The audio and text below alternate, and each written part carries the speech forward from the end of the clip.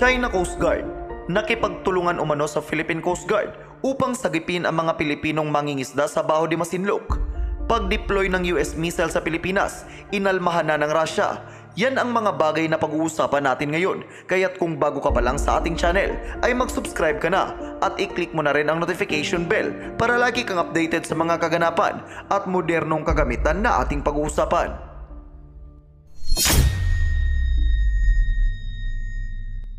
Sa isang pambihirang pagkakataon, ay tumulong umano ang China Coast Guard na mailigtas ang mga Pilipinong mangingisda na kung saan ay nasabugan ng makina ang bangkang sinasakyan nito sa pinagtatalunang bahura sa West Philippine Sea noong Sabado.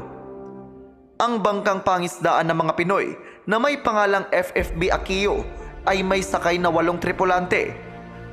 Ayon sa ulat mula sa Philippine Coast Guard, habang nagsasagawa ng pangingisda ay bigla na lamang umanong sumabog ang makina ng kanilang sinasakyang bangka sa timog kanluran ng Baho de Masinloc bandang alas 11:40 ng umaga.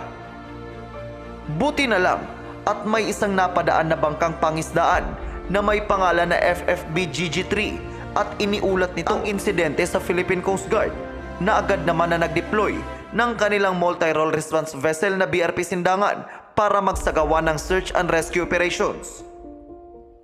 Natagpuan ang nasirang bangka sa layong 17 nautical miles timog kanluran ng Baho de Masinloc na nasa half-submerged state o nakalubog na ang kalahating bahagi.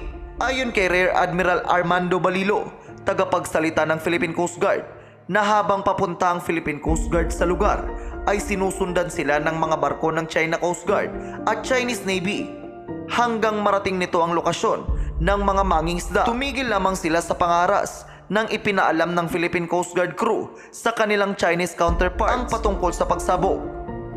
Sa hindi inasahang pagkakataon ay nagbabarin umano ang China Coast Guard ng kanilang mga rigid hull inflatable boats at nag-alok ng tulong sa papalubog na bangka na FFB Aquio. Dagdag pa ni Rear Admiral Armando Balilo na sa panahon ng mga humanitarian operations na buhay ang nakasalalay ay mahalaga ang pag-uusap at isantabi ang mga pagkakaiba, lalo na pagdating sa mga sigalot sa teritoryo. Sa pahayag naman na sinabi ni Philippine Coast Guard spokesperson for West Philippine Sea, Commodore J. Tariela, na bago pa man nag-alok ng tulong, ang China Coast Guard ay matagumpay na umano na nailikas ng Philippine Coast Guard at nalapatan ng paunang lunas ang 2 sa 8 mangingisda na lubhang nasugatan at nagtamo ng second-degree burns sa kanilang katawan. Sa kabila nito, ay ligtas na nakarating sa Subic Bay Metropolitan Authority sa Subic, Zambales ang mga mangingisdang Pinoy at nailipat sa SBMA Public Health and Safety Department upang madala sa pinakamalapit na ospital.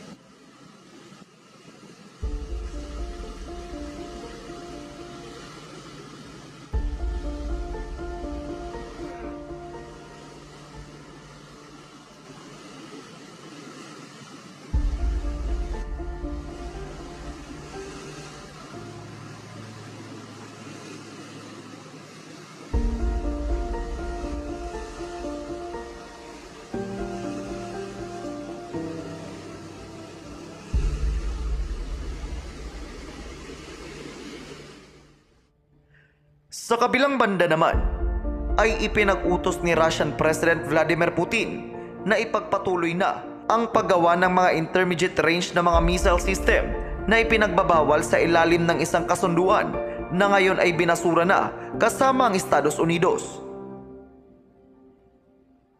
Ang Intermediate Range Nuclear Forces Treaty o INF na ay nagbabawal sa paggawa ng ground-based na mga nuclear at conventional missile na may range na aabot sa 500 hanggang 5,500 kilometers na napagkasunduan ng leader noon ng Soviet Union na si Mikhail Gorbachev at Pangulo ng US na si Ronald Reagan noong 1988.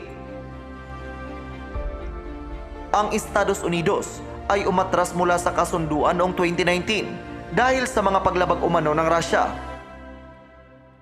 Sa isang pagpupulong kasama ang National Security Council ng Russia ay sinabi ni Putin na nararapat umano na muling simulan ang paggawa ng mga nasabing missile system upang ma-deploy sa mga hotspots area kung kinakailangan at upang maipagtanggol ang kanilang bansa.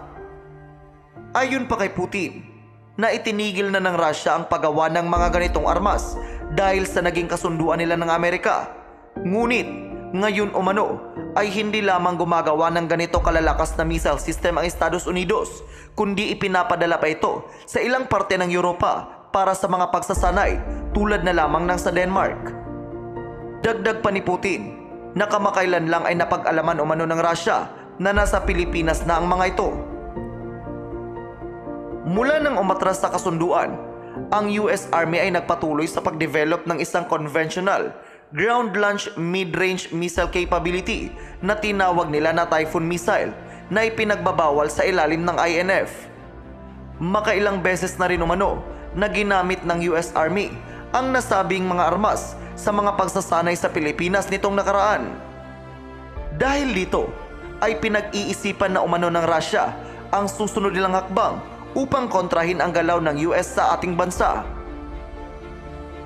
Ang pagtatapos ng INF ay isang palatandaan umano ng paglala ng hidwaan sa pagitan ng Amerika at Russia.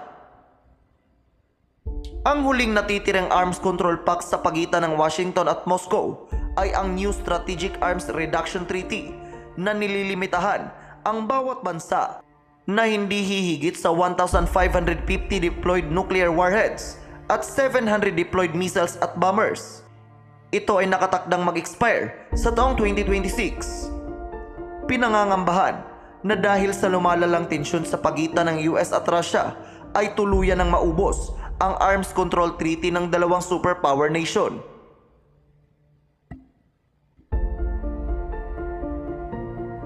Ikaw, ano ang masasabi mo sa balita natin ngayon? I-comment lamang ang iyong sagot sa comment section. At dito na po magtatapos ang ating video. Maraming salamat sa panonood at mag-ingat po kayo.